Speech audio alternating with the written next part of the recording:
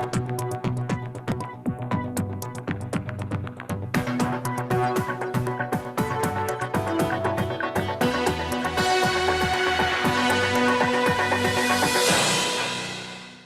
there, everybody. This is Jay Frost, and welcome to Frontlines of Social Good, the weekly news and views program from the Philanthropy Mastermind series.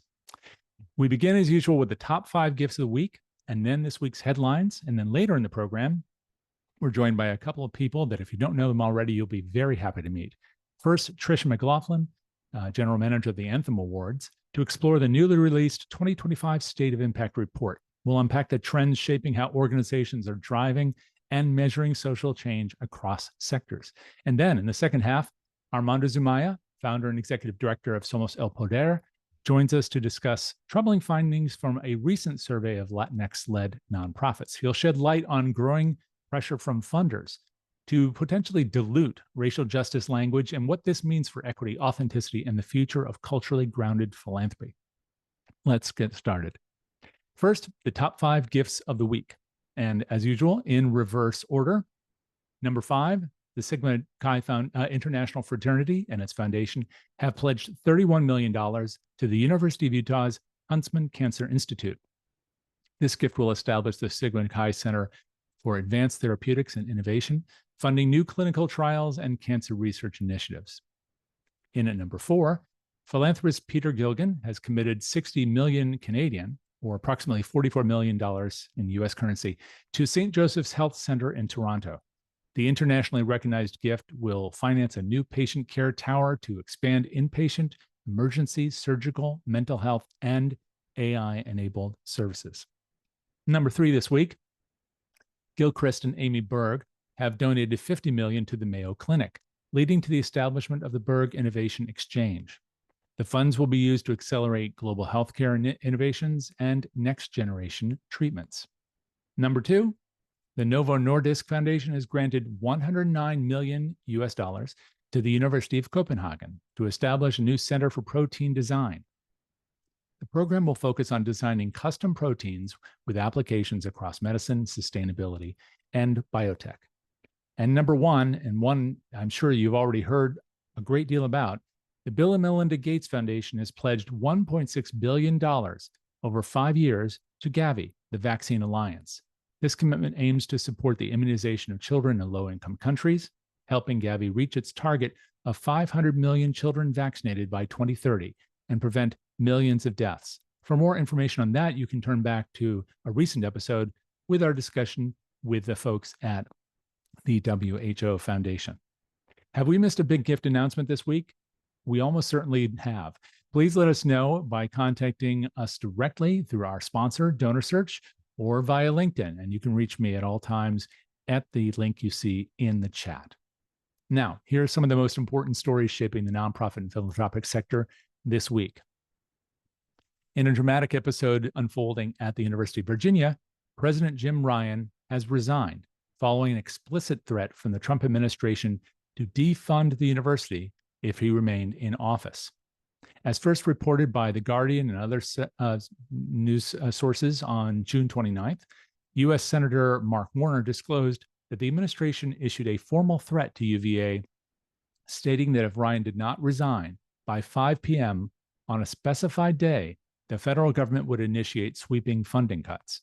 In his resignation letter, posted June 27th on UVA Today, President Ryan explained, "I could not, in good conscience, put the employment of others, funding for researchers, and financial aid or visas for students at risk by staying in this role." Inside Higher Ed reports that the resignation followed a months-long federal investigation into diversity, equity, and inclusion programs on college campuses, with UVA as a prominent target.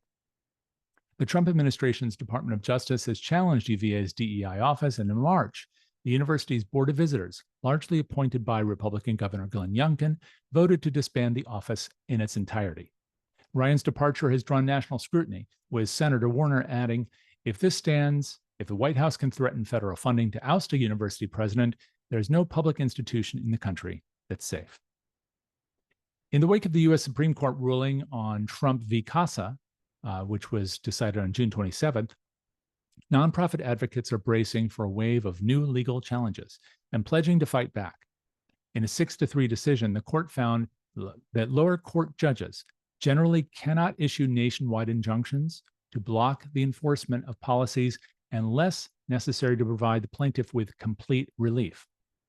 The National Council of Nonprofits, which has been fighting this battle on the front lines, responded swiftly, vowing to prevent the Trump administration from, quote, arbitrarily and unlawfully freezing funding for the vital work of nonprofits. In their words, this ruling is the end of the beginning, not the beginning of the end. NCN has already secured 2 nationwide preliminary injunctions that currently block dangerous funding freezes, but the council warns that those protections may now be challenged or narrowed under a new legal landscape. A new report that donor advised funds, or DAFs, are significantly outpacing traditional donations in both size and growth has just been released. The DAF Fundraising Report 2025, released by Chariot and K2D Strategies, analyzed more than 417,000 transactions totaling $1.15 billion across 30 nonprofits. The findings are striking. In 2024 alone, the average DAF gift was $2,751, compared to just $105 for non-DAF gifts, making DAF contributions up to 26 times larger on average. Even the median DAF gift was 12 times higher than its non-DAF counterpart. The study also examined 30,000 cases of DAF donor conversion, or instances where donors initially gave through traditional means and later switched to using a DAF. Among these, 85% either maintained or increased their giving, generating $44 million in new value between 2021 and 2024. According to reporting by CNN, Forbes, the Houston Chronicle, and others, Warren Buffett has just made his largest single annual gift. We didn't include this in the top 5 gifts because of where these gifts are going. He's donating approximately 12.36 million Class B shares of Berkshire Hathaway stock, worth approximately $6 billion, to 5 major foundations. The Bill and Melinda Gates Foundation Trust receives the lion's share, $4.6 billion, and the remainder is split among 4 family-focused charities: the Susan Thompson Buffett Foundation, Sherwood Foundation, the Howard G. Buffett Foundation, and the Novo Foundation, run by his son, Peter Buffett.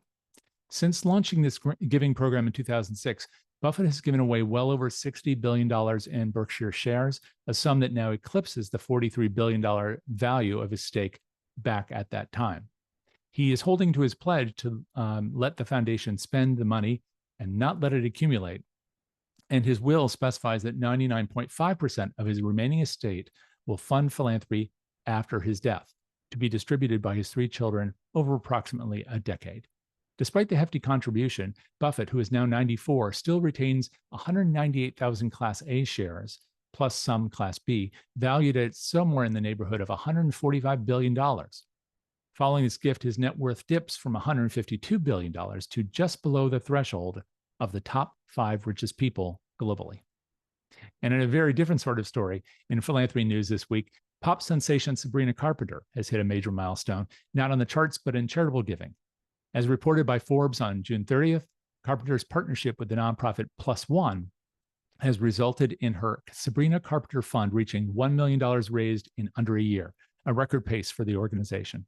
The fund, launched during her Short and Sweet tour, donates $1 for every ticket sold to causes close to Carpenter's heart: mental health, animal welfare, and LGBTQ rights among them. According to Forbes and the nonprofit's own reporting, $824,000 was raised during the North American leg of the tour, with the rest coming from her recent European dates.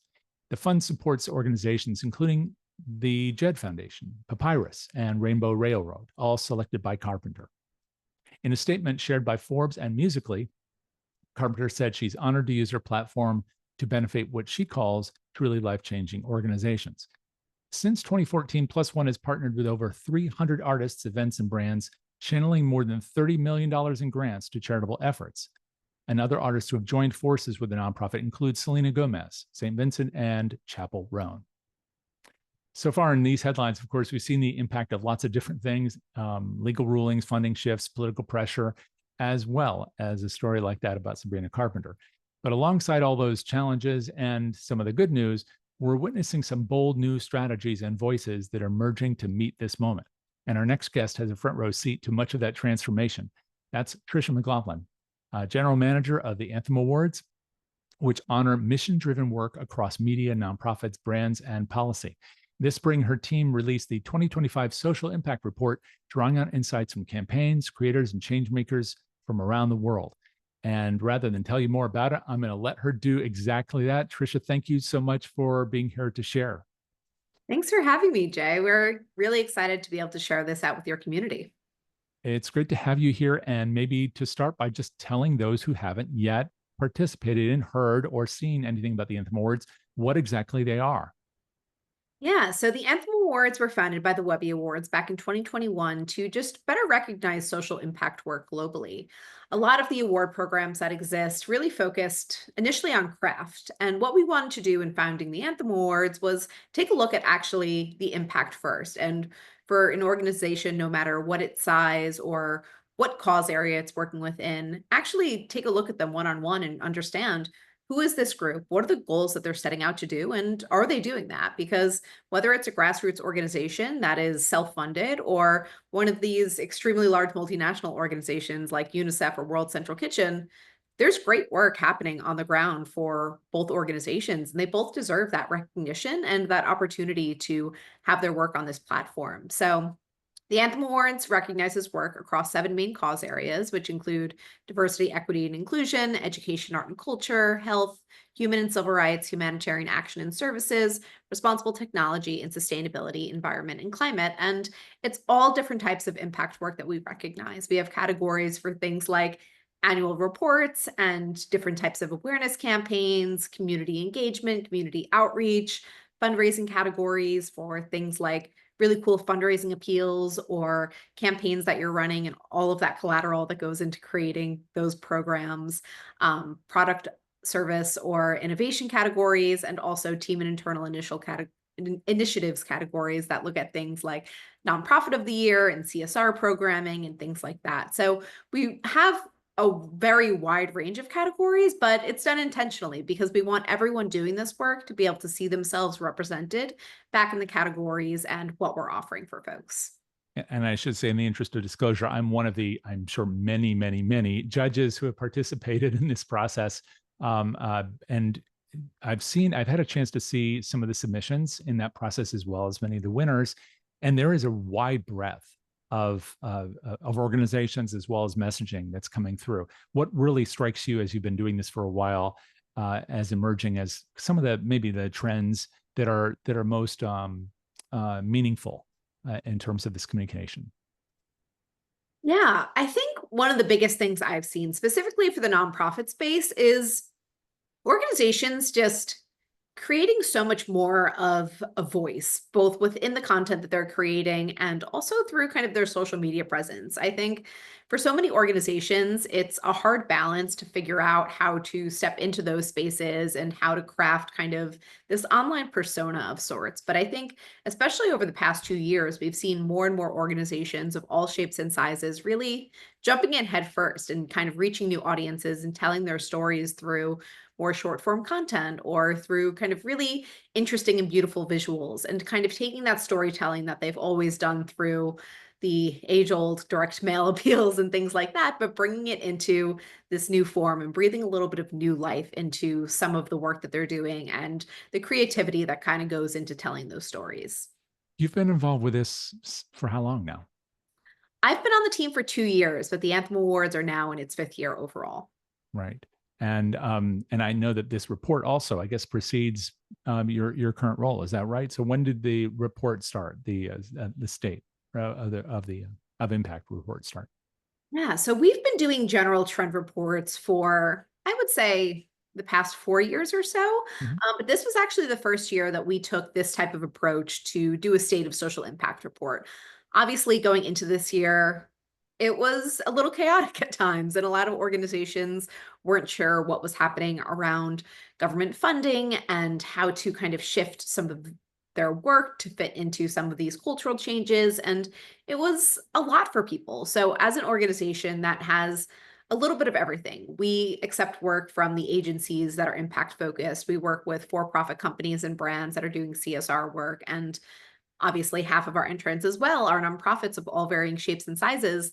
We felt that we were in a really good place to kind of tap into that audience and directly hear from them. What are you seeing? What are you experiencing? And where are the challenges and opportunities that organizations are really up against in 2025?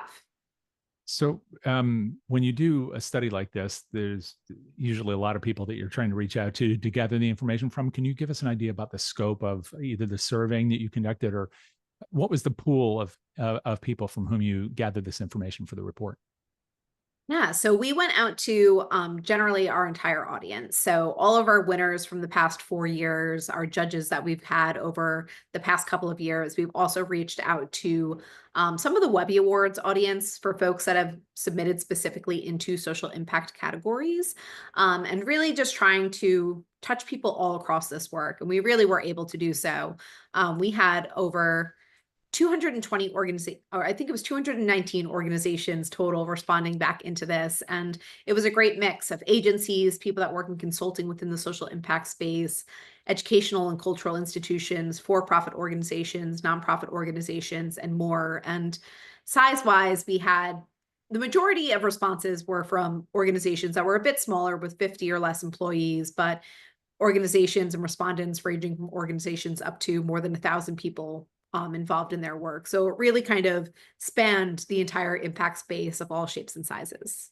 So, what were some of the things you were hoping to learn from this, and then maybe you can take us through the report and tell us what what agreed with what you originally intended versus the surprises. Yeah, I mean, going into it, I think we knew that things weren't going especially well, and there was a lot of panic within the social impact space. But overall, what we found is that 70% of impact professionals weren't feeling positive about the trajectory for social impact work. And over 96% reported that they're currently facing new challenges in 2025. So both of those numbers, I think, were a bit higher than we were hoping to see, Mm. but generally, we understood where people were coming from, and it made sense given a lot of what we were seeing and hearing and just noticing from within the space at this time. And up until us kind of producing this report, a lot of it was strictly qualitative that we were seeing across the space. A lot of people with, you get an idea scrolling through LinkedIn how organizations are doing, where there might be layoffs or furloughs happening, and a lot of that. But there wasn't a lot of quantitative data towards how people were feeling and where these challenges were. So that was really why we wanted to set out and do this, and to really kind of have a little bit more of that solid evidence behind some of these claims that we were seeing in the news, online, and within these communities.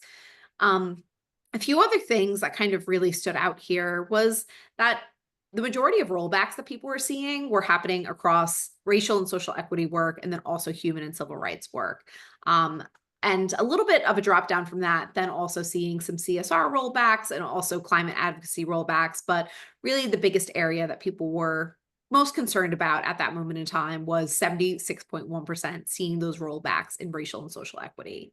And generally, over 50% of people that responded to the report said that they are really seeing these cultural changes across the board being one of their top challenges in 2025. And that could look like a lot of different things from, corporations just being a part of social impact work and how they're showing up for these various communities and where they're investing their money and some of those areas, but also kind of in that moment, kind of how we give and how they're seeing their existing audiences also kind of respond in that moment where there's a lot of economic uncertainty that was happening earlier this year, and people were getting a little nervous around, are their individual donors going to be giving as normally? Is there going to be a little bit of a hiccup or hold up with that?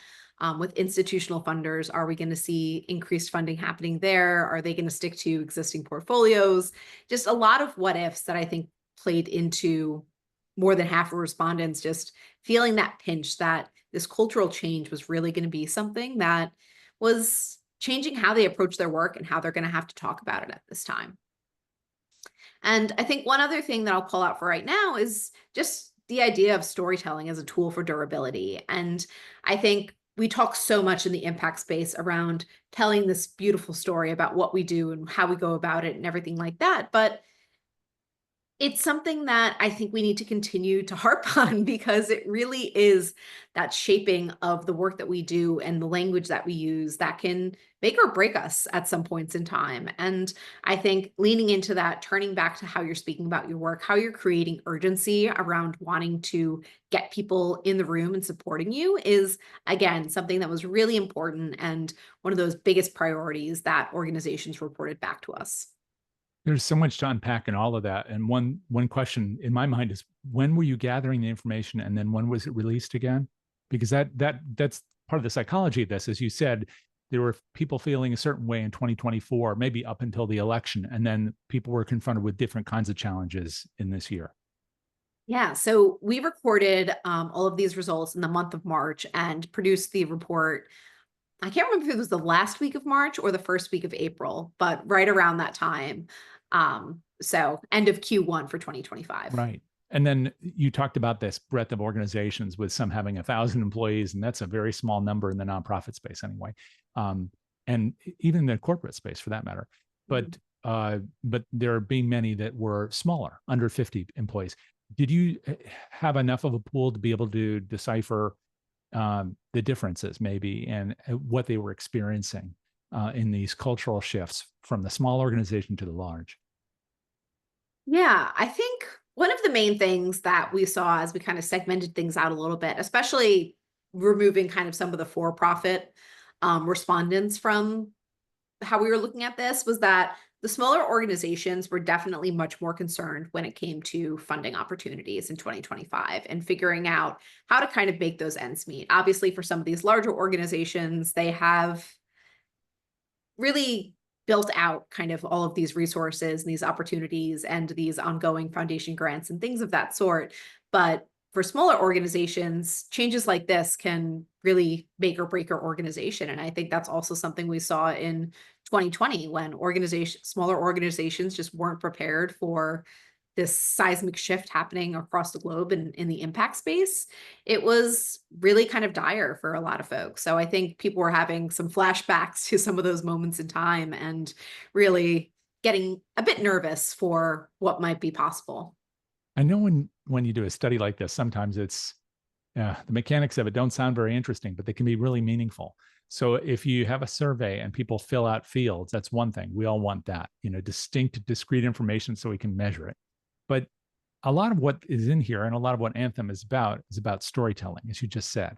So was there a space for people to kind of tell a bit more about what they're experiencing, either in the study itself in that environment, or maybe the subsequent follow-up that you've had engaging with both the people who did participate in this study and maybe others in the community who are trying to figure out, well, what do we do next? Is there a place for that longer, broader narrative?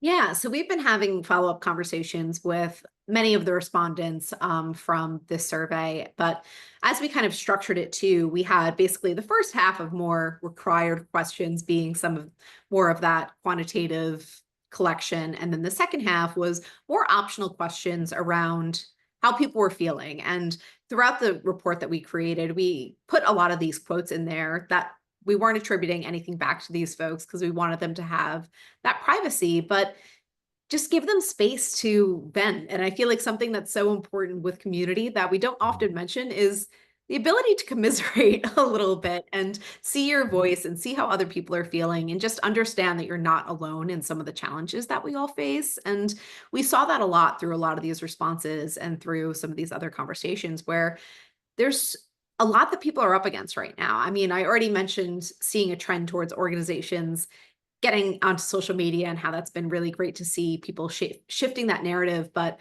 other people are facing challenges where it's so hard to keep people's attention at this point in time. Other people were pointing out that they need to act so quickly to kind of counter some of the fake news cycle that's been happening around some of these subject areas that our organizations are working in. We also have people that maybe they work in the DE&I space and they're facing a lot of pushback around the language that they're using and how they're going about this work and the funding that's available to them. And it's a lot for organizations to be able to just fully pull together and shift at kind of a moment's notice. So definitely wanted to hear from them and just get some of these really candid responses and just let people have that place to vent, but also use this as an opportunity for them, which we did hear back from them, that this was a great way for them to brainstorm some of the shifts that they may also want to make as they were writing these responses about the challenges that they face and where they see the opportunities in the future. It was a little bit of a cathartic process in some ways for people to put all of their thoughts out there and then reflect back and see what are the changes that we might actually be able to implement here. Was it like that for you as well? I mean, you've lived in this sector for a while, not just there at the Anthem Awards. I didn't go through your whole biography. I hope people will look that up and also pay attention to the Anthem Awards. We'll make sure there are links here later. But did this was this also kind of cathartic in a sense because you're living through this moment with the rest of us, and maybe there were some surprises in here that you can share? Yeah, I think it was definitely cathartic just to see what people were feeling and how things were going. Previously, I worked in the nonprofit consulting space for a number of years at a firm called Or Group. And I mean, it did bring me back a lot to some of the challenges that people faced in 2020, and especially working with a wide variety of organizations that maybe weren't that hot topic that people were thinking about in 2020, where it was these direct service organizations, these DEI focused organizations, and a lot of folks that were just really in the moment and able to take advantage of these new funding opportunities and really level up in exciting ways. There were a lot of, like smaller arts organizations and things like that that felt like they were kind of getting left in the dust that you needed to be really strategic around. And so I definitely had some flashbacks to some of that. But another project that we had with the Anthem Awards this year that brought me a lot of hope was our podcast series, The Negative Space. So we did basically 7 episodes with leaders from across the social impact space. We had the Chief Communications Officer of World Central Kitchen, Jim Obergefell, who was the lead plaintiff of Obergefell v. Hodges, which just celebrated 10 years, and a lot of other really fantastic individuals. And we recorded that at the end of January and in early February. And that was something where hearing from these leaders that have been through so much and seen so many cycles of the ups and downs of the social impact space was really wonderful. And we actually included some clips from the podcast in the report as well. So you'll be able to hear from a little bit from Jim Obergefell in there, and I believe also Angela Farrell Zabala of Moms Demand Action as well, just to get some of their takes on what we're up against in this moment and how we can all really level up and step up. Yeah. So if writ large, as you look back across the landscape of all this, what has surprised you the most about what is happening within those who are trying to figure out what is the right message for our time to support our organizations, but also to keep being the advocates they want to be? I think something that was a little bit surprising to me was how people were speaking about community. And I think there's been a tough trend where people kind of think about their community engagement only at times where they actually need those community groups around them, and they will turn to people all of a sudden when, I mean, pardon my French, but when shit hits the fan a little bit. But just how so many folks, especially in this moment, kind of had a tough look in the mirror that they haven't been doing some of that important stewardship and a lot of that community engagement work throughout the past couple of years. And now we're kind of like, oh, we need to rally. We need to get our people back in line, and we need to figure out how we can actually really effectively bring this group together and reactivate them. And there's so much else happening in the world. How do we actually capture this group's attention back towards us at this point in time? So I think that was a little surprising to me, just because it was something that was really common across a lot of the responses that we heard, that people just weren't thinking about community engagement enough. And now it was kind of like red panic. We need this group of people to be supporting us and to be stepping in to support the organization. So I think that was something that I took away and have thought about the most from this report and these findings is how can we better support our communities? How through the Anthem Awards can we do a better job of also building community and be there as another kind of point of support for these organizations throughout the year and provide resources and have conversations that can just help level all of that up. And you spoke of the awards right now, and you're in the process of course, opening the gates for people to make those submissions. So talk about that a little bit. Where are we in that cycle? Can people submit? How do they submit? That sort of thing. Yeah, so anyone can submit at anthemowards.com, and our final entry deadline is coming up on Friday, August 1st. So exactly 1 month to get some entries in. And overall, it's a really easy process. What we focus on through these submissions is who are you? What is this work or what is this project? What were your goals and objectives going into this work? And what is your results and impact? And that results and impact part is really what's so important for our judges to understand how you're actually achieving your goals and how you're creating impact for your community, no matter how big or small it is. We care about you accomplishing those goals that you set out to. And I'm always available to help people if they're confused by categories or I'm not sure where their work might fit within kind of the Anthem Awards ecosystem. So please reach out if you have any questions. I'm always happy to be a resource, and we'd love to welcome you all into the Anthem Awards community. And would you mind just sharing for those who are listening to this program how they can find out more information about Anthem Awards? Yes, anthemowards.com is a great place to go, but also follow us on social. Where everywhere. We have some of our virtual events recorded on our YouTube. We have the podcast there. We're on Instagram, TikTok, and Twitter at Anthem Awards. And we're always posting updates and sharing some really interesting information, both about what we have going on, but also highlighting members of our community.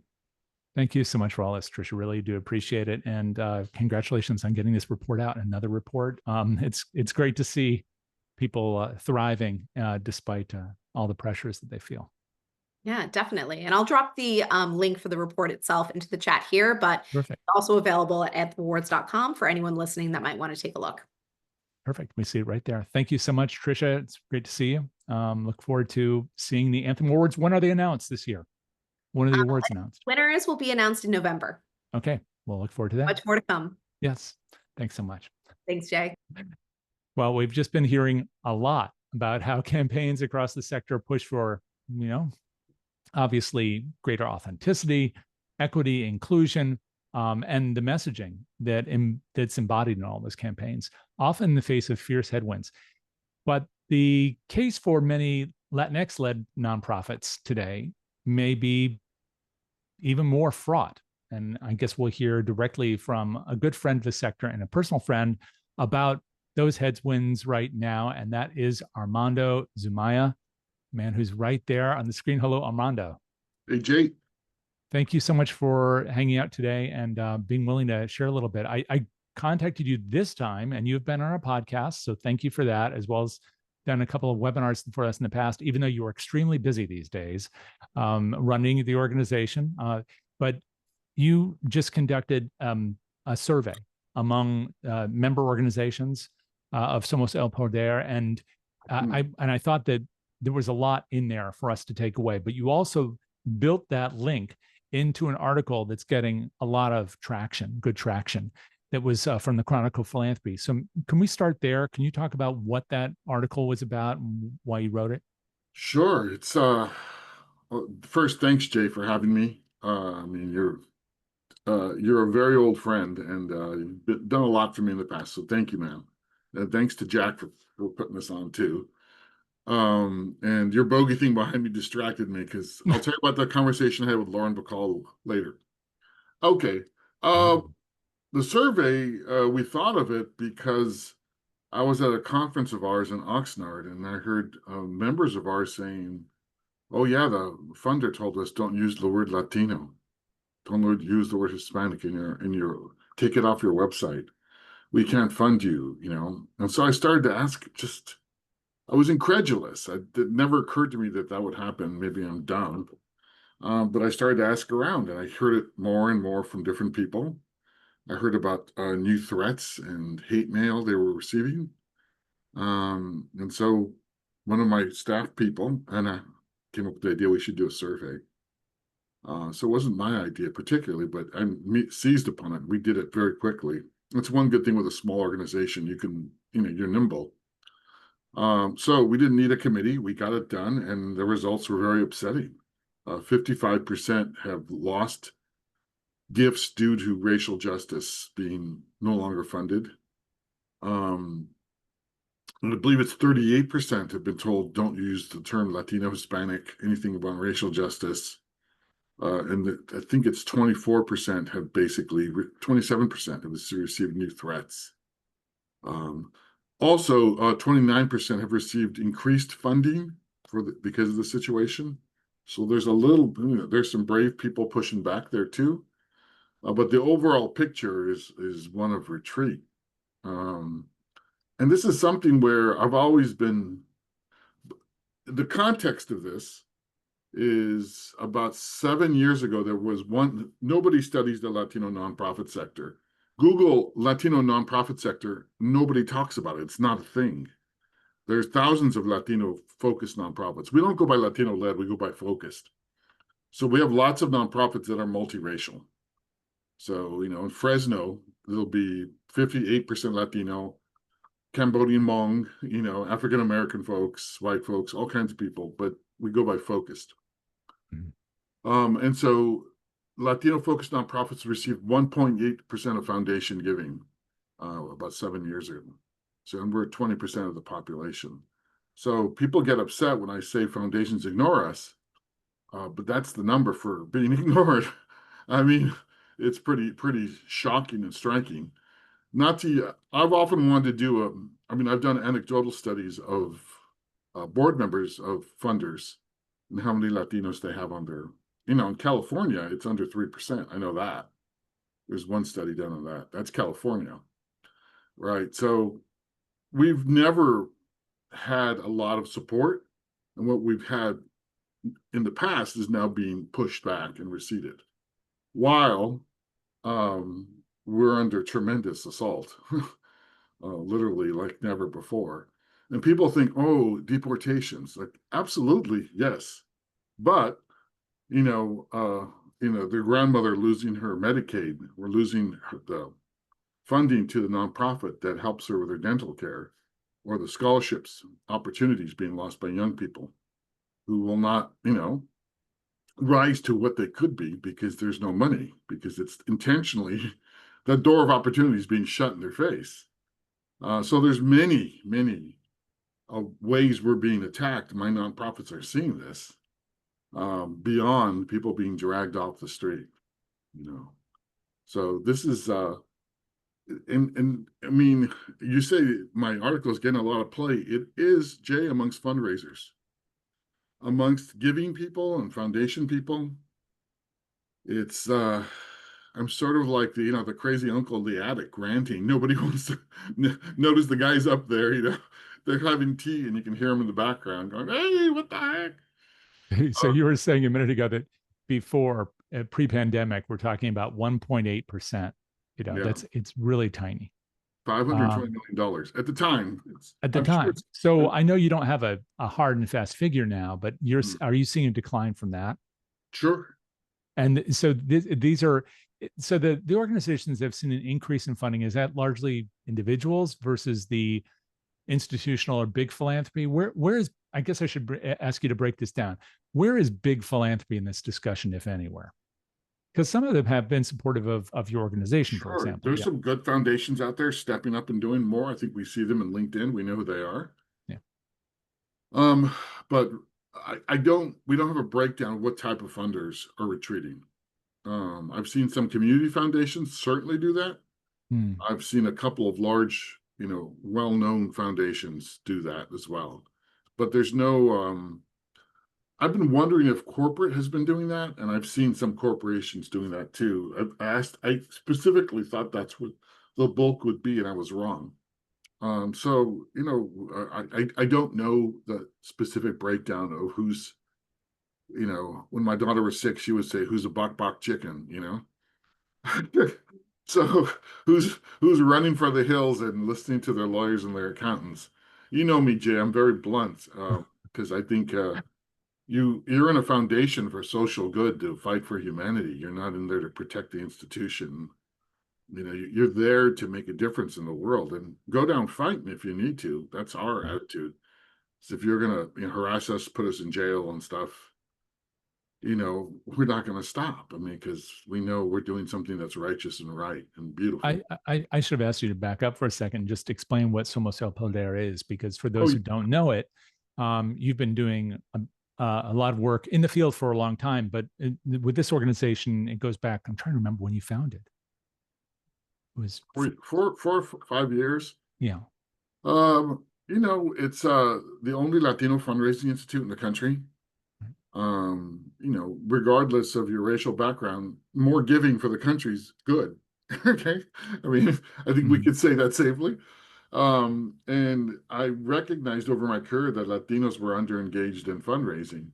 I saw a Pew charitable study that said the number one reason Latinos aren't engaged in giving is no one asks them. And then I had the personal experience of getting, 7-figure gifts from Latinos, and then basically realizing I had one guy who gave me $1.1 million. He went to a major West Coast university, and I knew me and prospect research, I knew the prospect researchers there, and I asked them, hey, what about this guy? And they're like, oh yeah, he's got a little business. This guy's a billionaire. So they looked at him, his color of his skin, his very Mexican last name, and they basically assumed, oh, little business. There's an implicit bias. They didn't go the extra mile and go, okay, let's take a look at this.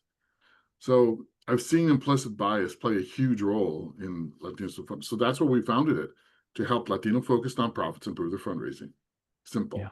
Not do 12 different things, just do that one thing. And with an emphasis on individual giving to be less dependent on foundations, with an emphasis on government money, of course, and emphasis on fundraising from our own people for our own problems, for our own communities. So we're 245 member organizations right now. And as I said before, you have had some institutional funders who have been supportive of the effort. But that's also, I mean, you've spent your whole career raising major gifts for some big campaigns and small ones, but some big ones. And so has this been easier or harder to raise funding much harder. to create capacity in the community? Insanely hard. We're invisible. I say I raise money for the two most invisible groups in philanthropy, Latinos and fundraisers. There's a tremendous, and I hate to say this, ignorance of fundraising from funders. Foundations do not understand the power of fundraising, especially to people of color. They don't understand that it's empowering. They don't understand that it's we're not victims, that it's transformational. When people learn how to raise their own community toward an issue, and they fix it and they solve it and they fund it, changes everybody as people. If you haven't done that, you haven't lived that, you don't understand it. You understand it, a book read maybe intellectually, but you haven't lived it. And so this is the challenge, is that I'm in we've got like 4 basic funders that support us, God bless them. But the rest of them, we're not in any one guidelines. There's no, hey, strengthen nonprofits of color. Nobody has that in their guidelines. Look around foundations all day long, you won't find that. Specifically not Latino. There are a handful of foundations that support Black-led nonprofits, and that's it. The term Latino-led doesn't exist, right?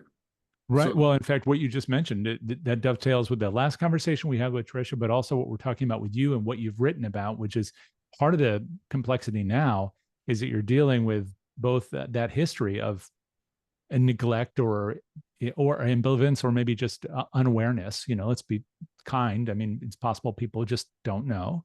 But in case you've got some of that, but then you've also now got this other force, which is saying we don't want to see certain words. That's where you started this conversation. So when you even mention something like people of color, or I know the term that we've gone back and forth with a little bit is Latinx, whether or not people have embraced it or not, that's been a discussion. Are you finding that use of those terms, even in discussion, maybe between yourself and funders, is that falling on deaf ears? Are people embracing it more as a result of this? Or are people saying, oh, no, we can't talk about that? The latter. I'm finding, I just went to 3 conferences in 3 weeks. Fun, huh? GEO and Council on Foundations, right, and HIP conference. All 3 of them, I'm in the Latino nonprofit sector, okay? That's who I talk to all day long. Right. I counsel people. And HIP is Hispanics in Philanthropy, so yes. Oh, thanks. And from those 3 foundations, none of them, those 3 conferences, none of them there wasn't any alarm or militancy. There was like, this is a very disturbing time, and there's some crisis out there, and we got to get. I mean, I was just like, maybe I'm becoming more militant, Jay. I don't know, man, because it's hard for me not to be angry, because I see so many terrible things happening to my people, and foundations just don't seem to see it. They just don't. There's not an outrage factor. There's a, let's go in the background here, and maybe we won't be seen, and do what the lawyers say, and we'll be okay. Not, this is wrong, and we're going to stand right here, come hell or high water, no matter what happens to us. Yeah. That's not happening. You- Yes, you- it's happening with about a third of them. Mhm. There are some people, there's some great foundation presidents that are sticking their necks out there. God bless them. But we have to, I don't know if shame's the word, or publicize, or raise a flag, but we have to ask. And Who are within the community itself, are you, because there is some substantial wealth creation, some parts of the community, and DAF ownership. We were talking about DAFs a few minutes ago. Maybe that makes it a little harder to track, but yeah. are you finding that the community itself is responding in a big way? Maybe that's part of that 29% increase. I don't know. It is. I am seeing more Latinos give us money and give our organizations money. The problem with Latino focused nonprofits, and this is what we're fixing and working on, is they don't have that major gifts machine, right? That you and I understand. We have little ones. There's many more now because of us than was before, but they're like, they're little tiny ones, and they're bringing in the gifts. But there's a few that are large, but we need many more of those. People, you get a gift in the mail from somebody just by chance. That's not a major gifts program. That's just good luck. Go Do you ahead. see much of a difference between the really small organizations and the larger ones, both in their attitudes about how they are adjusting to the current climate, Yeah, but also what maybe even the advice that you're giving to them in these conferences? yeah. Well, it's very obvious what to do. One is to run to individual giving aggressively. Look to white progressives in your communities around the country. Look to your own Latino community. Look to the large gifts in the Latino community and many small gifts. And I tell them, and this is kind of sick to say, but racism being in the open is an advantage because, they're really working to say, oh, it's about illegals. No, it's not. It's about being brown, right? And so they really want us not to get, call us, dirty Mexican to our face. They want to do it sort of on the side. And so, but more and more Latinos are figuring out, yeah, this is wrong. This is about me being me. The more that happens, the more giving will increase. So I think I got off track with your question. I got a little No, not at all. I mean, this is a complicated subject because we're trying to pull apart things which are often, unless they're out in the open, as you said, undisclosed. And so it's hard sometimes to know how much we're dealing with in terms of money, or which organizations are funding Yeah. what, or whether or not somebody has decided to scrub their website because there's no survey of who scrubbed their website last week. Yeah. Well, there isn't. There's not. And nobody wants to look at that either. It's a challenging situation in that there's so much fear. I mean, I tell my daughter at the end of the day, I'm tired of dealing with fear. Because I'll watch stupid TV shows at the end of the day. I can't deal with the news because I So have how do you keep yourself then juiced and hopeful? Because you are juice. fundamentally a hopeful person. How do you do it? And how do you do it for your members too? I have people I love. I don't want to leave them in my country and a planet that's horrible. Yeah, I tell my members, go to the supermarket, look at the little Latina and sitting in the cart with her mom, and that's what you're fighting for. Nobody gives a shit about her but her parents. And right now there's big rich men trying to close doors in her face like crazy. The only one's going to open those doors for her, maybe kick a few doors, is you. Okay. So you fight for her. That's who you fight for. So I try to remind myself of why I'm doing this. This isn't for, fame and glory. It's because I believe in this deeply. And I've seen transformational changes, Jay, in cultures of organizations and communities because of fundraising. Fundraising is beautiful.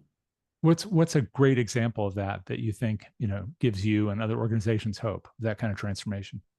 We have a member, I'm not going to say her name, Monica Vasquez in Coachella Valley. She works for a large health system out there.